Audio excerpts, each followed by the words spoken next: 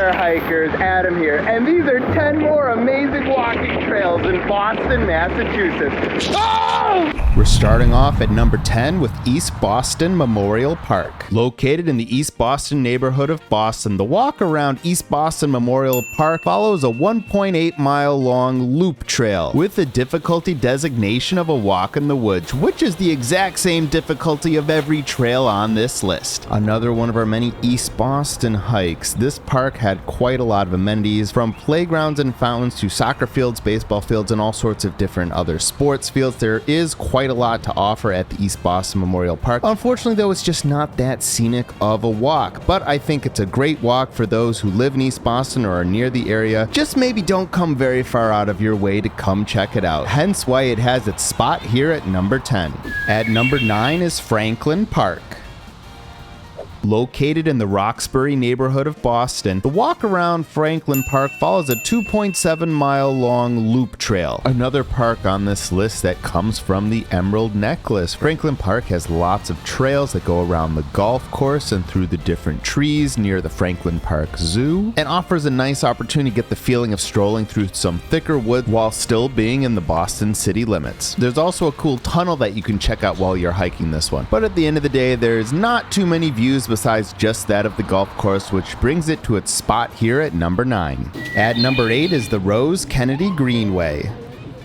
Located in the downtown neighborhood of Boston, the walk along the Rose Kennedy Greenway follows a 1-mile long linear trail. Now here's one that I've been to many times, and I'm sure many of you have as well. It is just so cool being able to stroll through the heart of downtown Boston, seeing the tall buildings rise up all around you. Yeah, so that's the Rose Kennedy Greenway. It's a relatively new park. Its location is where the old I-93 highway used to be as it made its way through the heart of Boston, but when that was replaced with the Big Dig and they moved the highway underneath the ground, they created this nice little green space. And there are just so many highlights throughout the park, including the wall artwork, the dancing fountains, different swings, a labyrinth, and of course a carousel. But one drawback to this walk is that there are a significant number of road crossings. Because it's in downtown Boston, you'll wind up with 11 road crossings. And in the end, it kind of makes the whole thing feel like more a bunch of segmented green spaces throughout downtown Boston versus one cohesive stroll, detracting from the experience a little bit and bringing its spot all the way down here at number 8. At number 7 is the Charles River Reservation.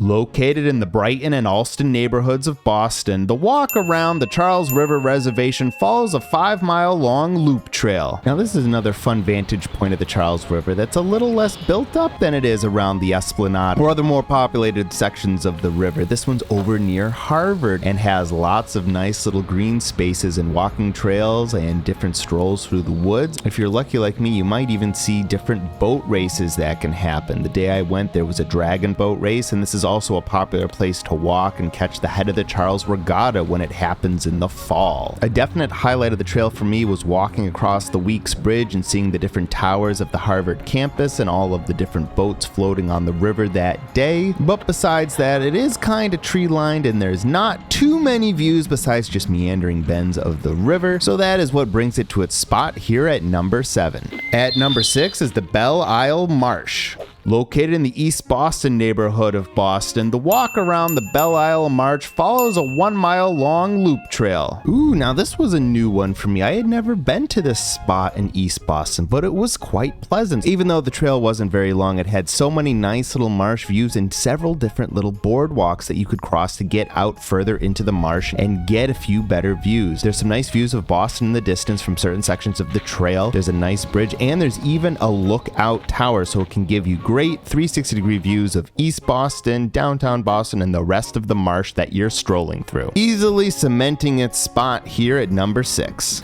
At number 5 is Millennium Park.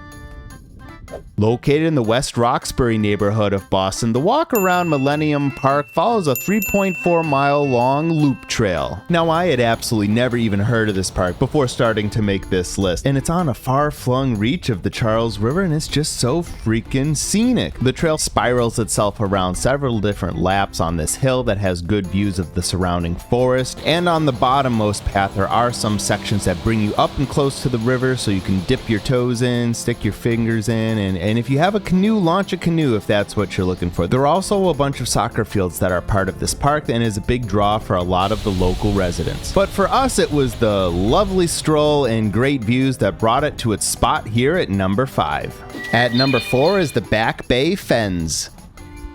Located in the Fenway neighborhood of Boston, the walk around the Back Bay Fens follows a 4.5-mile long loop trail. Another classic walk through the heart of Boston near so many famous Boston landmarks, such as Fenway Park, the Isabella Stewart Gardner Museum, and the Museum of Fine Arts, and that's just where it goes nearby. There's so many cool things to check out in the Back Bay Fens when you explore it. It's one of the main sections of the Emerald Necklace, and within the park, you want to make sure you check out the various victory gardens as well as the absolutely stunning little rose garden that they have. There's also a couple sports fields in there to have a nice little activity space. One very unfortunate thing about this trail at this current moment in time is that there is quite a lot of construction and maintenance going on. So you'll see a lot of fences, construction vehicles, a lot of the trails aren't even open. But hopefully that means in the next few years it'll be an even better place to stroll, possibly improving its spot that it's earned here at number 4. At number 3 is Jamaica Pond.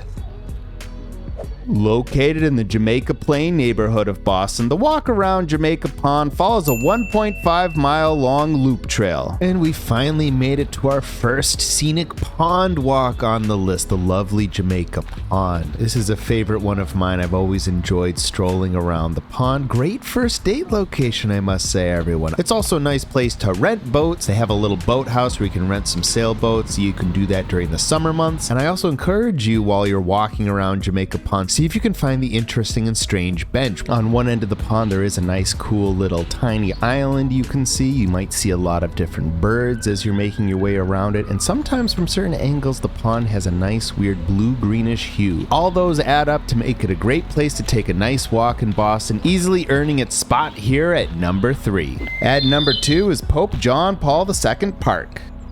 Located in the Dorchester neighborhood of Boston, the walk around Pope John Paul II Park follows a 2.5-mile long loop trail. This was another brand new walk and park for me that I had never even freaking heard of, and I absolutely loved it. So many nice, great views of the Neponset River and views over into Quincy, Mass. I just never knew that there was such a nice, peaceful river spot that wasn't the Charles River and is over here in Dorchester, right on the border. It was fun walking along those different sections of the park, past the playground and the sports fields, and then under the bridge and getting up close and personal with the river. I was just so excited to recommend this one to you all, and I hope you all get a chance to come check it out and see why exactly it earns its spot here at number 2. Now, before we make it all the way to number 1, let's check out some honorable mentions. The Fresh Pond is another reservoir walk, but this one's located in Cambridge, Mass, so I couldn't include it on the list, and it's also a little less scenic because it's a giant chain link fence that goes around it the whole way. And then finally at number 1 on our list today, we have Chestnut Hill Reservoir.